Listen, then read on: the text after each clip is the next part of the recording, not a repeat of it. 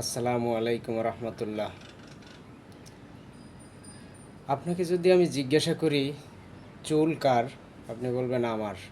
তার মানে আমার চুল আমার, গোঁফ আমার, দাড়ি আমার, আমার শরীরের লোম আমার।